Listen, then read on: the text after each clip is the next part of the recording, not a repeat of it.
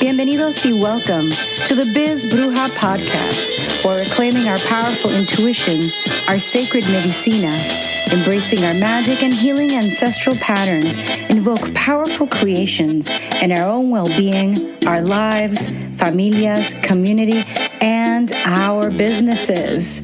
Remembering that our businesses are so important at this time. I'm the creatrix of this blogcast, the Biz Bruja herself, Vanessa Codorniu, a modern-day bruja, fourth-generation psychic medium, clinical hypnotist, energy healer, and soul biz mentor and coach.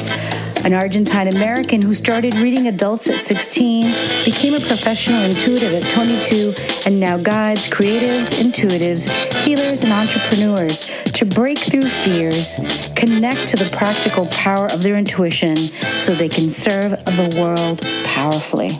Hello, everyone, and welcome. I am so excited to speak to someone that I admire greatly, that I adore, who's been a yoga facilitator and guide at my retreat last year and will be doing so this March. Please, everyone, welcome Iris L. Mendez. Iris! Thank you. Such an honor to be here. Thank you so much for having me here, for exchanging energy, and for all you do, Mama Bruja. I love you. Brujita. I love you, mi amor. I just want to share, I'm not going to share the official bio here, but I want everyone to know a little more that you are a licensed social worker. You are a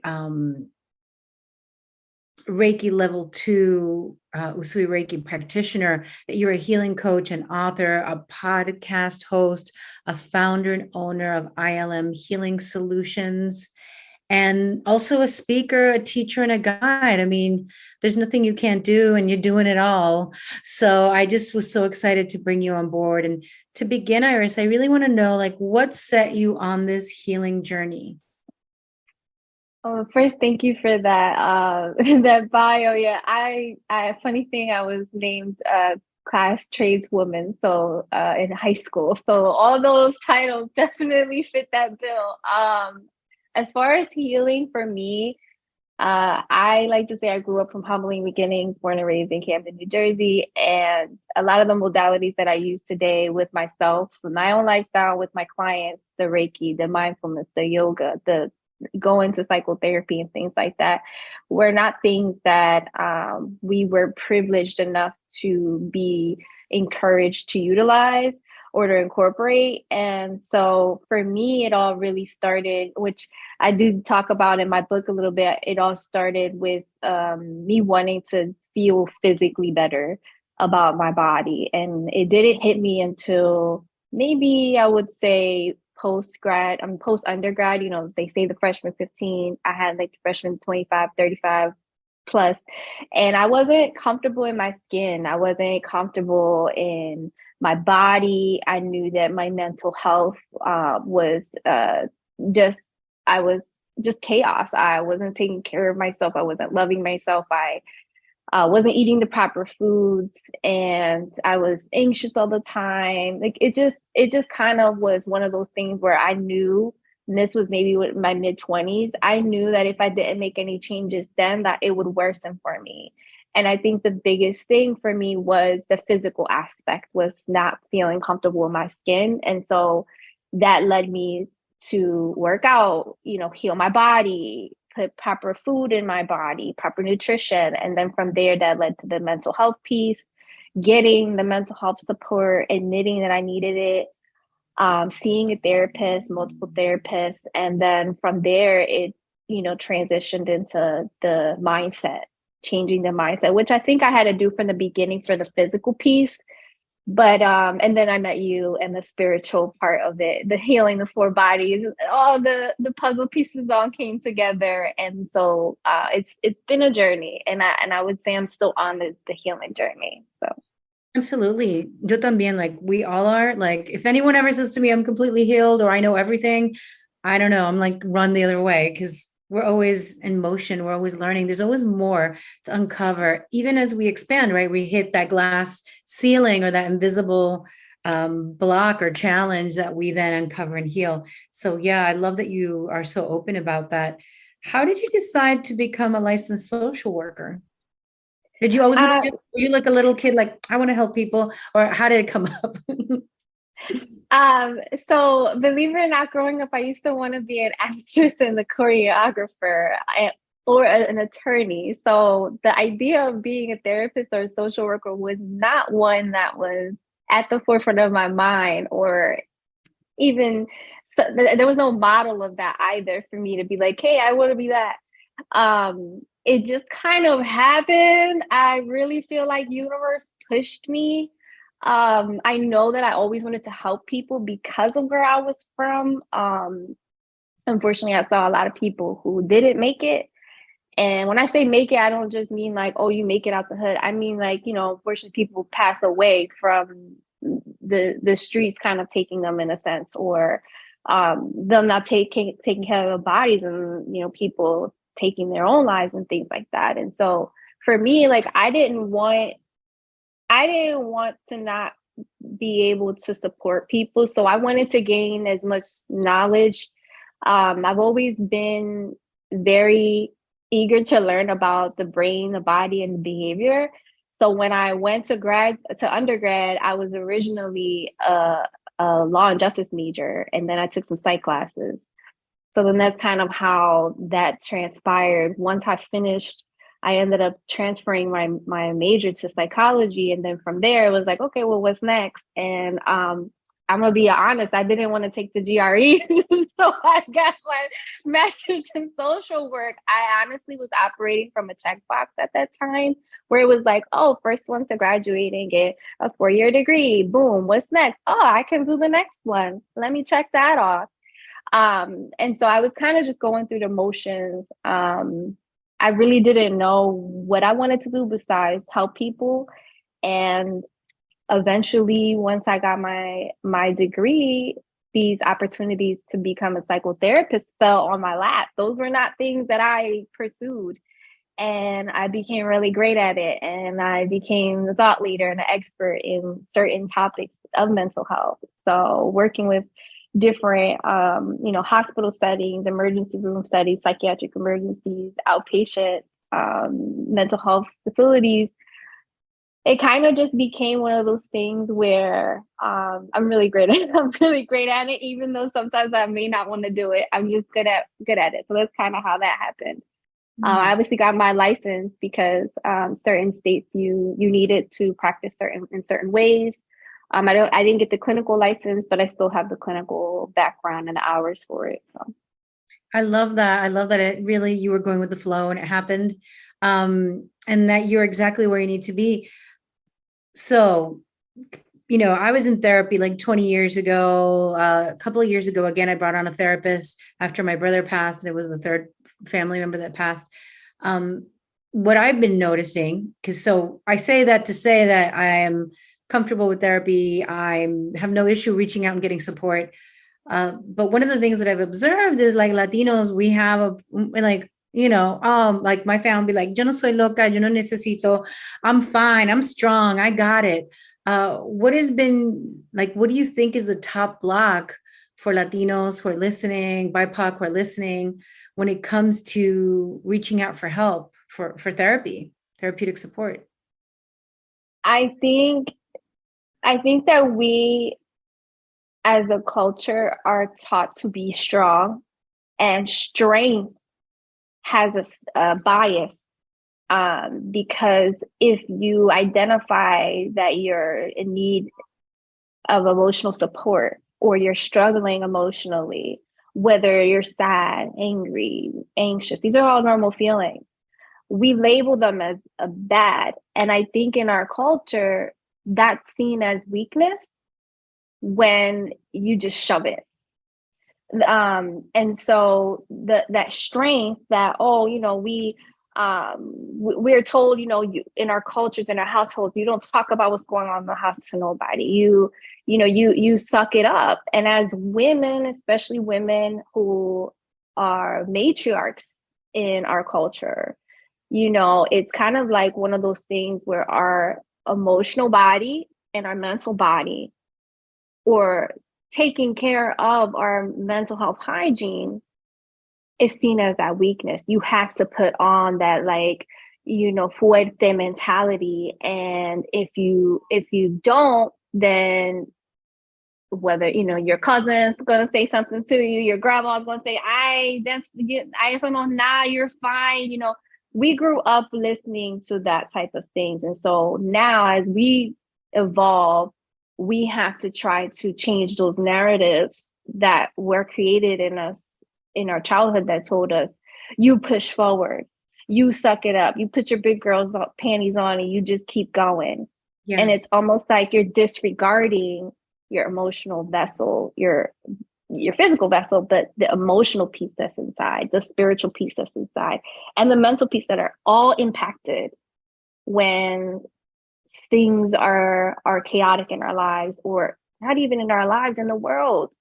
We're not taught about not absorbing energy.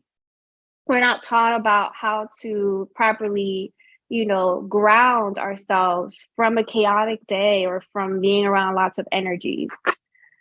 And we're encouraged to go to lots of energies. We're encouraged to go to, the party or go be with the parranda and like all these things, but we don't come back to self. And I think that's the biggest thing, is that it's seen as a weakness. In the line of work that I do currently, I outside of being a healing coach, I'm also an EAP counselor and employee assistance program counselor, and I answer phones globally. So I see this in a lot of other cultures and a lot of other countries as well, where there is that huge mental health stigma. And I think the biggest fear of it all is that that isolation from your peers or your family and friends, and or if it's not isolation from them, the fear of that, it's the judgment piece. People are afraid of being judged as, like you said, la loca. So these are all things that I notice and I see and I hear all across the globe. And in our culture, it's definitely prevalent. Thank you for that. Yeah, I grew up with, we don't have time for depression. No tenemos tiempo para estar cansados. We don't have time to be tired. No tenemos tiempo para la depresión. No tenemos tiempo para estar triste. My parents worked a lot as immigrants coming into the country, not speaking the language, right? And eventually building their own business. It was just like that. And I have found myself in the past, not recently, thankfully, people asking me, how are you dealing with it? I'm like, I don't have time to be depressed. Yo no tengo tiempo para eso, right? And then I was like, but then it will hit you later, right? So I realized that I was like, oh, when I'm shoring it up, when I'm stuffing it, like you said, that suddenly later out of nowhere, you're like upset and sad. And you're like, well, what's happening is because you did not process, you did not allow yourself to feel. What would you suggest to anybody who's listening and going through anxiety or feeling anxious about the future or stress or not being able to sleep or suddenly lethargic or things that are, going on with them right now? I guess I could say, what are some signs that you should be calling a therapist? And what would you say to them? Yeah. Yeah. So for anyone who is dealing with emotions that, and I don't want to label any feelings bad or good, just emotions in general that you're having difficulty dealing with, like it's uncomfortable. One, I want you to normalize that for yourself, because number one, you're not alone. And there's a lot of people all over the entire world who are feeling this exact way. So don't feel isolated or don't feel less than because you're feeling this way. The signs that I would say that you need to start seeing a therapist are obviously if it's disrupting your sleep.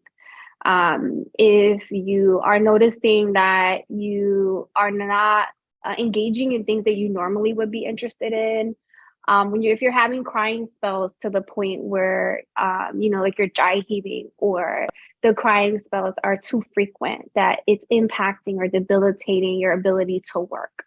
Or the emotions are to that point where, you're not getting up out of bed. When you start to see that you're not taking care of your basic needs, you're not showering as much, you don't feel like getting up and brushing your teeth, you don't feel like eating. Believe it or not, this happens to people, a lot more people than you think. And I know that's, when you think about, people don't brush their teeth.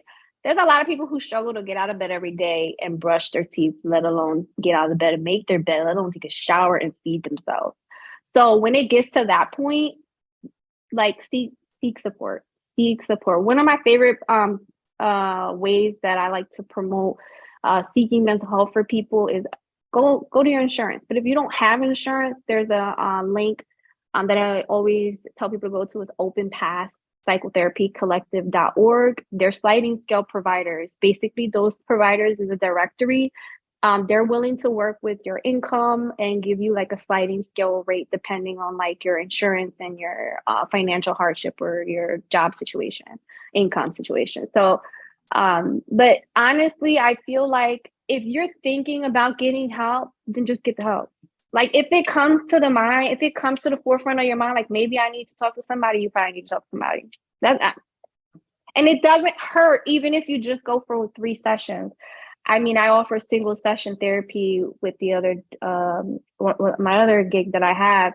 I don't do that for my business, but for the other company that I work for, I do offer that. And sometimes that also helps. So if you have an employee assistance program through your employer, call them. You get access to a free therapist like me that you can just call when you need some emotional support, or they can guide you on how to find the proper resources that are best suited for your needs. Because sometimes calling a line and speaking to different people here and there every other week, that's not helpful either. So really getting the proper care is important. I love that, Iris. Thank you so much for sharing that, sharing those links. I can share, with our audience too, like I wouldn't be who I am today if I had not worked with a really great therapist from like the age of 29 to like 32, healing and releasing trauma through EMDR, EFT. Like back in the day, she was doing that, hypnosis, energy healing. She was doing that like decades ago already. And I wouldn't be who I am. I just sent her a message the other day and I thanked her, because that was like very foundational in me being able to move forward after a lot of that trauma was like more integrated and processed. And so, because we see people online, we see people on Instagram, we're like, oh my God, look at them, they're just rolling, they got this, they got that, they're traveling, well, you don't know what they're really going through, because usually, sometimes they share, not always. And for me, I'm really happy to share and say that I would not be who I am today. And I wouldn't have created the life that I've created if I wasn't working on myself and I hadn't established that. How do you include, Iris, you've got the day job, you've got the business, right? And we're going to get to the book a little later. How do you first let's go to what do you do in your business and how do you manage both of them? Yeah. So I have to keep very strict boundaries with managing what I do. So for my business, I do that now part-time. So roughly 2 to 3 days a week. So I have to make sure that I give myself time to rest, because I do work for another person for 40 hours. That is, I have a little bit of luck there because my schedule is flexible. In that I don't work the normal hours that everybody else works. So that gives me the daytime to sleep or to organize stuff for my business. I see my clients primarily on Mondays and Tuesdays, and that's where I offer the healing coaching. My healing coaching is very unique because inside of my healing coaching, I embed yoga, I embed Reiki energy healing, Usui Reiki, and I also embed oracle card readings or intuitive readings. If the message comes through, sometimes there's some mediumship work in there that also comes through. Sometimes spirit message, there's a message from spirit for the person.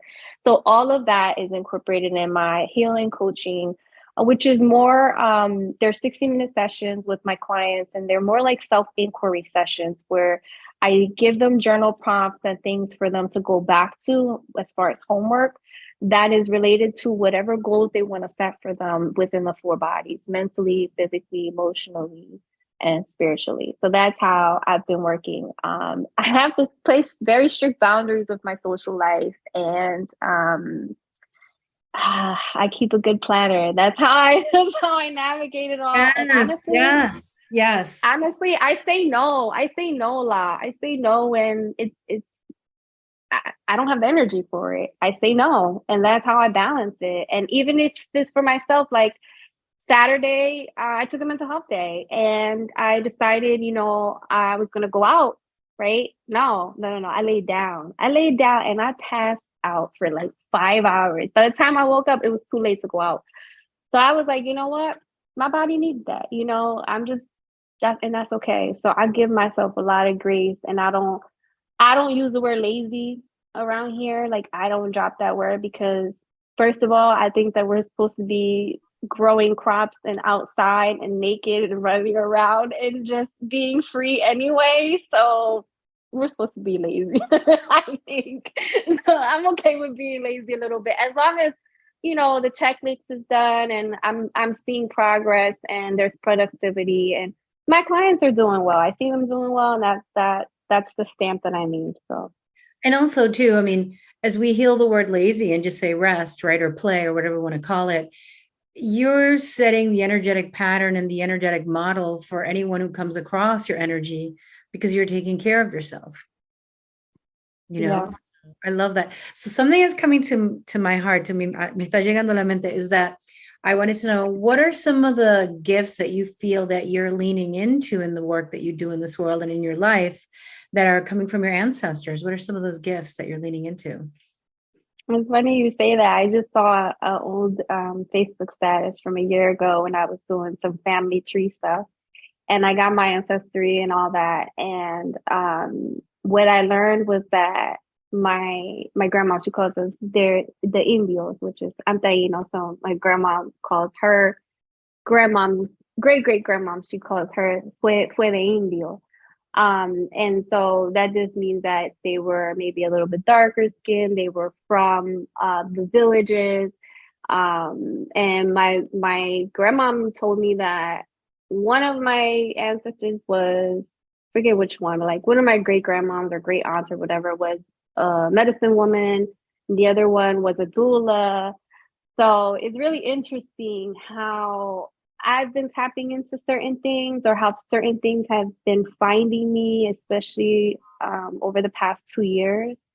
I would have never thought that I would be working with the moon or, the elements.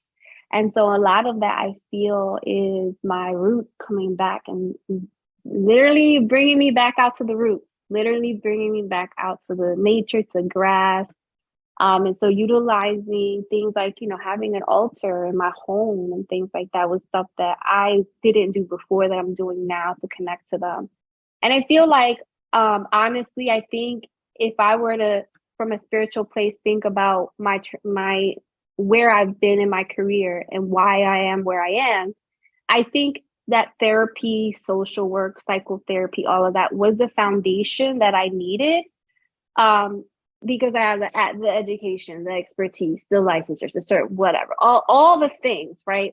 But I needed the experience also, because I learned through that my ears were taxed from hearing a lot of things. I worked in children's hospitals in the ER. I worked with the DA for an SVU and sex abuse allegations, and I forensic interviewing. I've done a lot of different things. And I needed to go through that to learn that my ears are taxed. Once I learned that my ears were taxed, I started to look into other modalities: yoga, somatic work, mindfulness, breath work. And then I found you, my mama bruja, and I got my Reiki, I got my Reiki attunement. I, did your mediumship course, touch into that gift that I've suppressed since childhood. And so I feel like I had to go through that journey to know that, hey, you're supposed to be helping people, pero you're supposed to be helping them in different ways. Yes, therapy is great, but there are also other modalities that you can incorporate or as an adjunct to your psychotherapy to help you along your healing journey. And I learned that through having my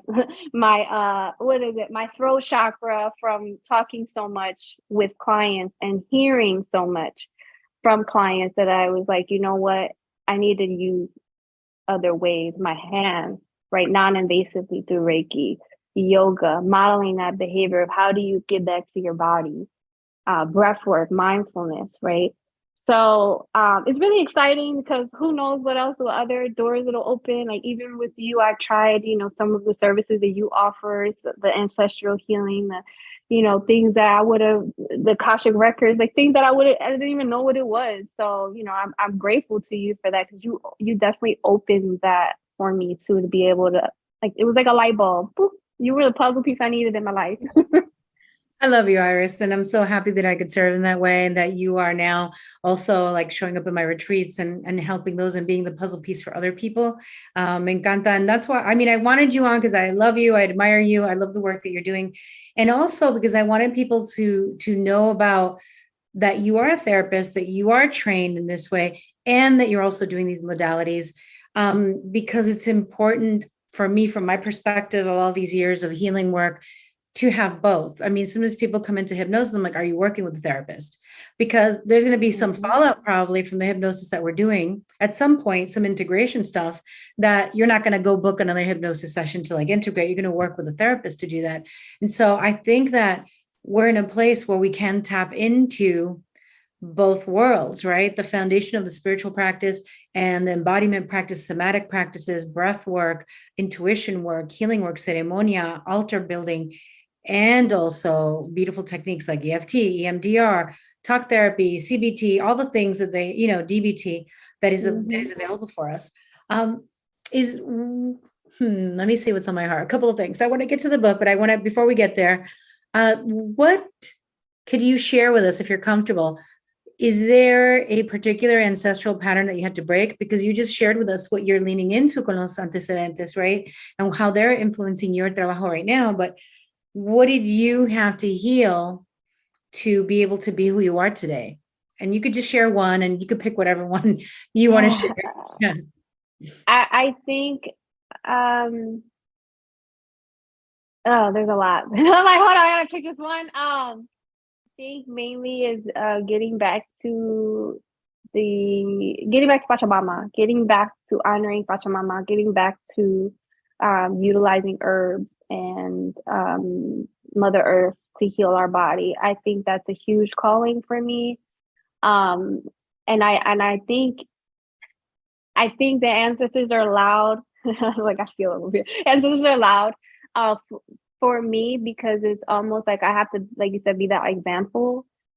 Even something as simple as, like, a relative who might have like a certain condition, whether it's mental or physical, and maybe they mention it.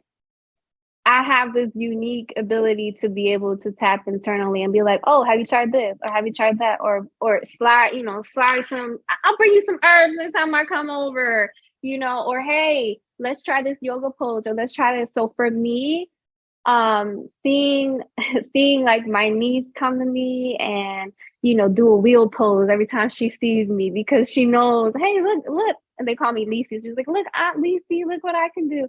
And that to me, I feel like is I don't know how to describe it. It's like the confirmation that, like, all right, you what you're doing, people are seeing you. You may not notice it all the time, but te están velando, they're watching, they're looking, they're seeing, they're trying it, even if they might shun you for you carrying around those rocks, or you crystals, and you're playing with plants, or you're walking outside in the grass. They're seeing, and so exactly. And so for me, that we got so many. I got like 5 over here. Yes.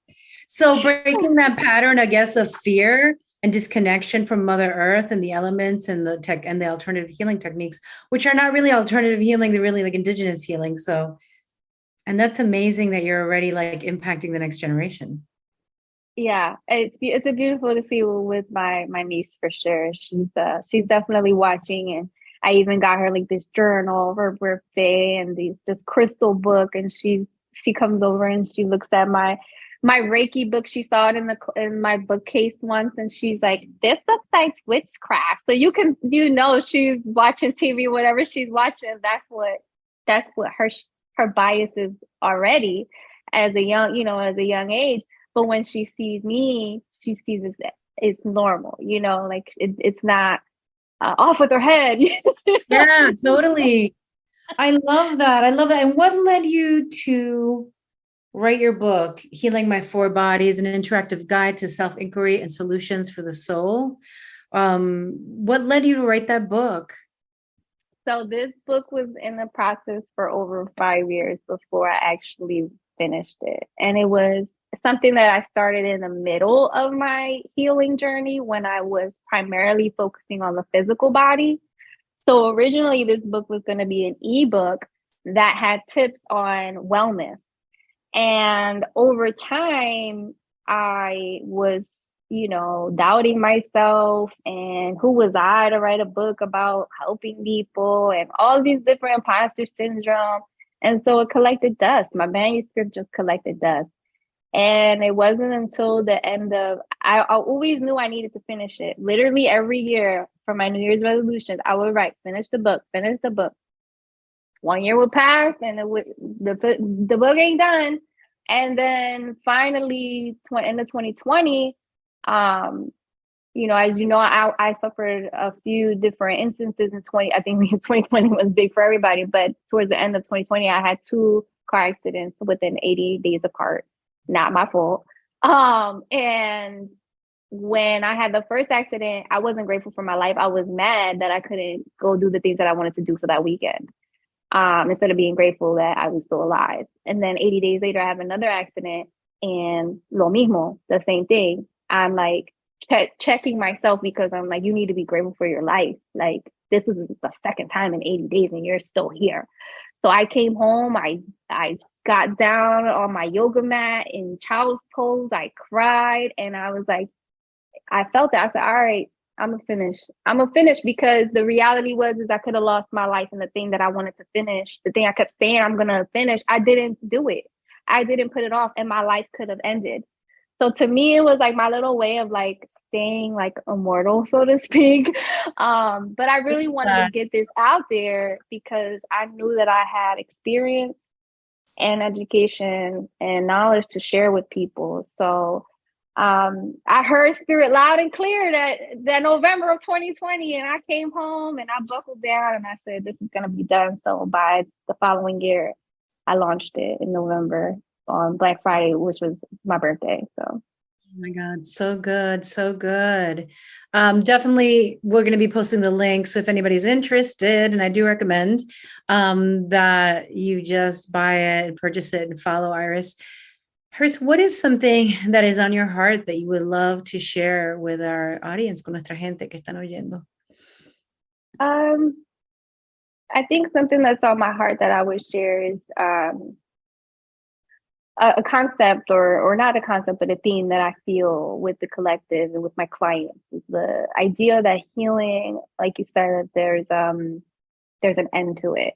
I was with a friend who did my hair. Shout out to the Melted Stylist in North Jersey. She cleaned me up really good. She came over and cut my hair, and we were talking about our healing journey, and she kind of put it in perspective for me where I was saying like healing is a journey. We got to detach from the outcome of it. Everybody wants to get in the car and put the GPS in and be like, bet I'm going to get there in 40 minutes because it's saying I'm going to get there in 45. And like healing don't work that way. And so she put it in perspective, like think of the moon phases. Healing has phases too. It's cyclical. Now it's I can't say the word cyclical in that way. And that's what I think people need to embody is that healing is a journey. And you really have to embrace the journey, embrace the process, embrace the journey, embrace the process, but detach from the outcome. Everybody wants to get to that end in mind, but that's not guaranteed. All you have is right now. And so when you think about healing physically, it takes time. You want to lose weight, you want to gain weight, you want to gain a butt. It takes time. You want to gain muscle, but I know because I went to Jamaica last year. I was like, I'm gonna grow my glutes for 4 months. It takes time, and so we go through those phases. I need to grief grow them because you know what? I sat after them 4 months when I came back from Jamaica, and they not popping like they was when I was in Jamaica. But think about that. If I can give somebody a mental image of healing, it takes time. And sometimes you got to go back. Sometimes you got to look at your coping skills toolkit or your self-care toolkit, and you have to think, well, this ain't working no more. Okay, so I need to add some more tools. My lifespan or this life stage is different for me. So something I need to adjust. Where do I need to adjust? And that's how you have to really operate. Just take it one day at a time. Stop thinking about it from the standpoint of, oh, I'm healed. When I'm healed. Just be. I love that. I love that. I'm just sitting with it for a moment. I love it. And I love it. I'm seeing the booty. It takes time to build it. Then you're not on it. Kind of deflates a little bit. Totally, totally with you. Yeah. I've been training for a year and a half and, on a weight loss journey, but the weight loss is slow when you have hypothyroidism. That doesn't mean I'm going to stop. I show up, I walk my steps, and I do my weight training because it's also going to help me in my life. Thank you so much. Where can we find you, Iris? Where can the audience, ¿dónde te encuentran? Where can they find you? So you can find me on Instagram. I'm on Instagram and TikTok at ILM_healing, which is the name of my business and my initials, ILM. The best way to remember is I love me. That's the acronym. So there you go, ILM_healing. My website is www.ilmhealingsolutions.com. My book is on the website healingmy4bodiesbook.com, but you can also search the title on Amazon. It should pop up, but because it's a newer book, you do have to filter it by paperback and then it'll pop up. So Healing My Four Bodies and then filter by paperback and it should pop up right on Amazon. So I just looked for it just a moment ago and, before getting on here with you, and it popped up. So people get it. And we'll be sharing. Gracias, Iris. Thank you for embodying the healing of our four bodies, patience, sassiness, espíritu, and, being brave, porque it takes bravery and it takes strength to continue in this healing journey, especialmente as we deal with our ancestral, patterns and as we lean into the gifts. Así que muchas gracias, Iris. Thank you, everyone, for being here. Gracias. Gracias. Thank you. Bye.